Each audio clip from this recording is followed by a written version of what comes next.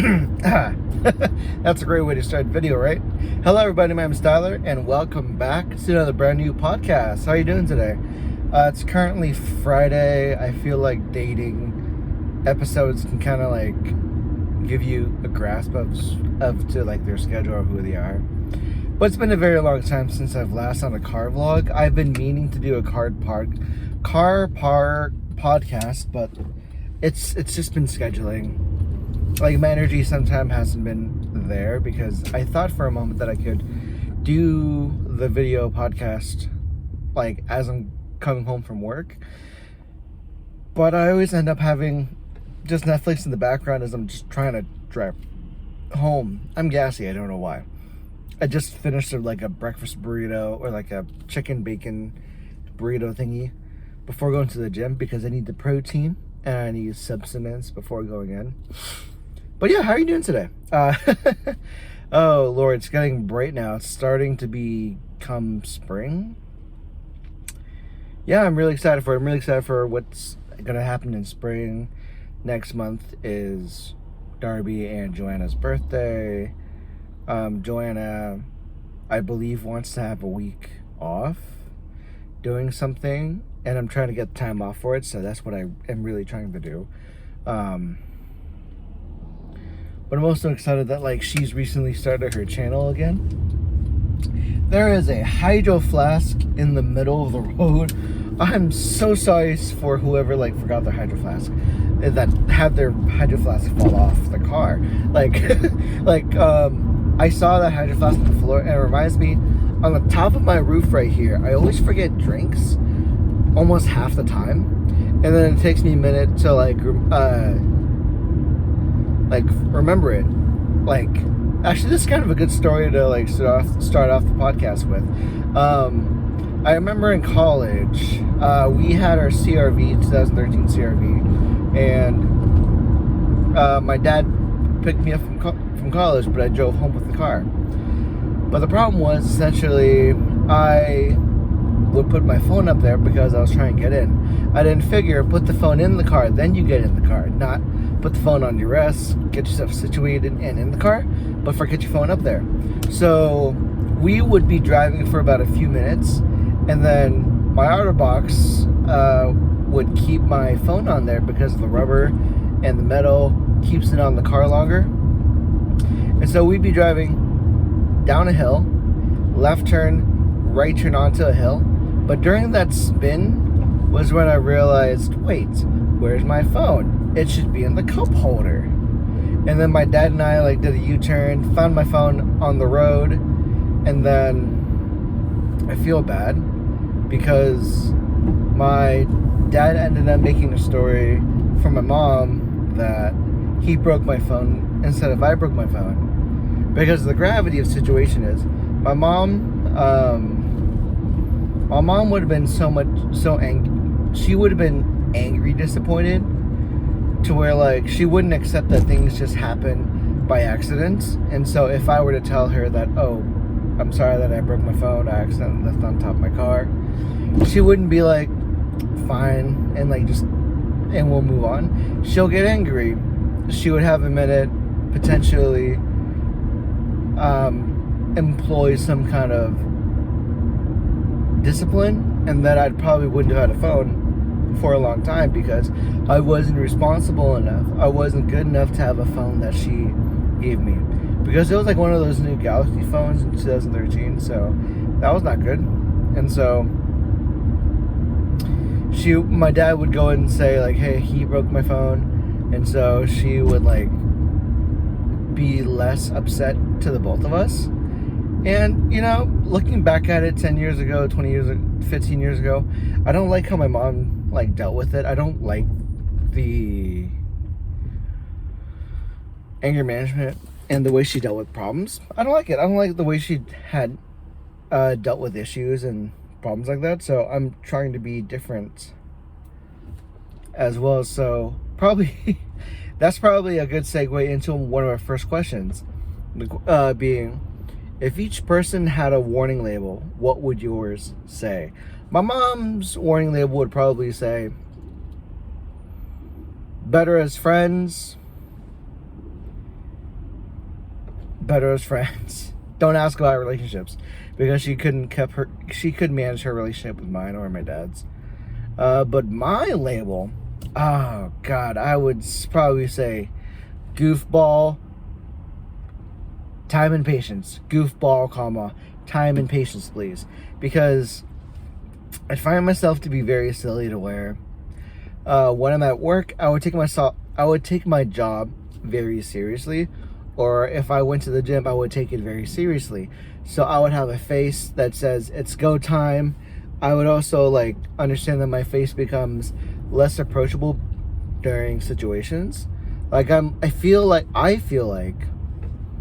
because of the way I like see my parents when they're working or when they're like focused on something, they have a certain face, and I adopted that face to where, hey, don't bother me or don't do anything stupid. I'm focusing on something. And so I would go into work, I would go into the gym with a certain face that says I mean business. But the problem is it would be goofy to where I have that face, and sometimes I'll have graphic tees on top of my weird face. Like I would have like a Gundam face, I would have a Gundam t-shirt or an anime t-shirt. And it definitely helps with like offsetting some people's moods, because hey, he's a little serious, but look at his shirt, it looks so funny. It'd be so good. But I wish people gave me the time and patience, because I would like to get to know you. There'd be some situations at work to where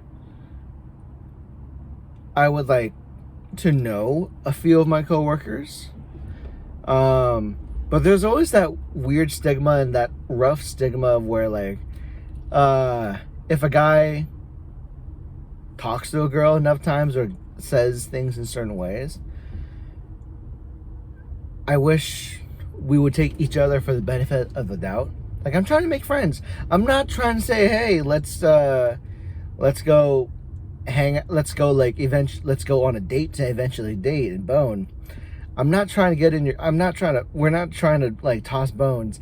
I just want to have brunch after work and get to know you, because I'm trying to get to know you, because we worked together for a long time. It's the same kind of situation to where you are confined in a school space and you make friends with the people around you at school because you're stuck there with them for like a certain amount of time.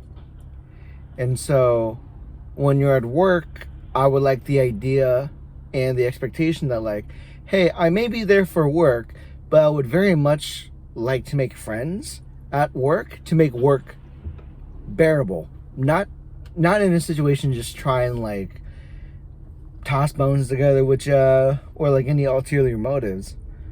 I'll admit there's a person that I can think of right now that has had almost a lot of people call HR on them. You don't touch a person's knee or say things uncomfortably to get to know them, to joke around. I know a certain person that their grammar is not very good, and he makes me feel like really uncomfortable being Vietnamese. Like, he's Vietnamese, but he has boater accents, so his grammar doesn't make much sense. And so I'm very concerned half the time to where when he says something, I feel bad from association. I feel like a little gross because of association, because we're both Vietnamese. And the time, I need someone to give me enough time and enough patience to get to know that I'm goofy. That's what the question is. What was the last mistake you made? The big mistake, a big hunkus mistake. I would probably say work. I called out yesterday. I don't feel good, but again, I had to remind myself, even if I don't feel good calling out from work, I did it for my health. I called out of work to take care of myself. That was the whole point of having sick leave. You have sick leave so you can take care of yourself. So don't feel bad if your intentions are good. I have to remind myself that. And I feel like my big mistake at work was from just working in general, because I don't know what's wrong with my energy. Like, I've been having a hard time adjusting to daylight savings for some reason. So actually, I could have had a better time just calling out on Monday instead of yesterday, because I worked a 12-hour shift on Saturday night, and then I slept most of the day away on Sunday. So I had nothing to show for anything productive on a Sunday. I wished I was productive, but that didn't happen. So what ended up happening was, like, on Monday I thought I was relatively productive, and I probably should have spent that day recovering from the weekend, but no. I essentially have had a growing inflammation in my neck out of soreness, because, like, I would stand up sometimes if I'm getting drowsy, because I would either walk it off to go get a drink of my Bang Energy or water or Rockstar Recovery, and then I would come back and I would continue working while standing up when I have the chance to sit down. And I lost connection, but that's fine. It's essentially a situation where I thought I had ample opportunity to, like, stay awake with enough caffeine that I took, but I didn't take enough caffeine, clearly. And so I would stand up, and my head would be hinged, looking down, stuck there for hours at a time, but I would forget to stretch. And so my biggest mistake has always been not stretching during my breaks, not stretching when I'm standing there for like 8 hours or in a day, 10 hours in a day, looking down on a screen, and my neck is stuck at a certain position. But turning my head left and right now, I feel a lot better. When I was turning my head at work, not very good. I was very much in pain, and I had a hard time turning my head right and left with difficulty. Looking up and down was very comfortable, and that was very okay. But I had enough soreness, so I just decided yesterday to say, hey, I'm not feeling well. I will see you tomorrow. I'm staying home. And I luckily had the sick leave to do so. But I do feel a little bad that, like, it's the middle of the week and people needed help. However, it's my lesson to make sure I stretch very often at work. And I didn't do that before, so that's my problem. And I need to fix that. And so I need to make sure that before I get into work, and during my breaks, during my lunch, during my third break, during my fourth break, if I do the 10 hours, to stretch, to take my time to get ready and just take care of myself. The last question of the day and of today's video podcast is, what do you find you recently spend a lot of time wondering about? And I often think about my channel. So I've been posting content on the internet since summer 2015. This is a little bit before we went to PAX Prime, and I saw Markiplier and PewDiePie during my famous person story. And it's been about a few years. I've had fluctuating views on the channel. I have like about over a few thousand and a few videos and a few like contents. But like I've never had as much success as I thought I would have. And I lost my YouTube partnership because of the situation where if you didn't have X amount of watch time on your channel and X amount of subscribers on your channel, you don't get your YouTube like verification that you're a creator. So you lose the opportunity to get income. So I'm not verified on YouTube anymore, so I don't get the opportunity to like earn income, which is fine. I mean, that's not the stressful part. I think it's what I tend to wonder about is like, how do I approach my content? Because I'm wondering if certain video contents that I'm making right now, like I'm currently playing, I have been playing Horizon Zero Dawn for a while, and I took a break from it to try the Stranger of Paradise Final Fantasy Dark Souls game, and I really like it. I haven't had a chance to really post videos about it, but I do intend on playing the game once Horizon is finished. I intend on doing a lot of things once Horizon is finished. And I'm in a situation where I'm concerned about view and watch time, because I'm wondering if it's not performing very well as a video, will the game content be better digest as a stream? So I've been wondering whether or not I should just stream certain games and just edge on being edge on the idea that I can stream on YouTube and Twitch at the same time. Because I'm affiliate on Twitch, I get the opportunity to make income based on the amount of views I get. So if I am... So the contract for Twitch is that once you're affiliate, once you're a partner, you are required to have all your streams done native on the platform. So you're on Twitch and you're only streaming on Twitch. And then you are then able to publish your video, publish your VOD onto YouTube later on. But the problem is that before my affiliate was gained, I streamed live on YouTube, Twitch, and Facebook through Restream. And I would say that I had some success doing that, and I would say I had some exciting like interactions with people from doing that.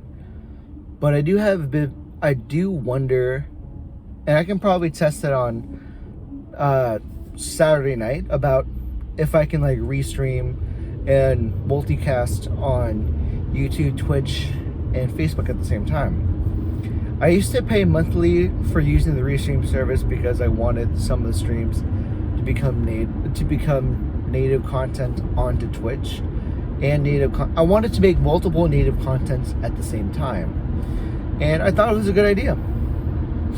But I'm kind of learning that like some games aren't as looked up as others, because right now I believe the internet is currently on a viewing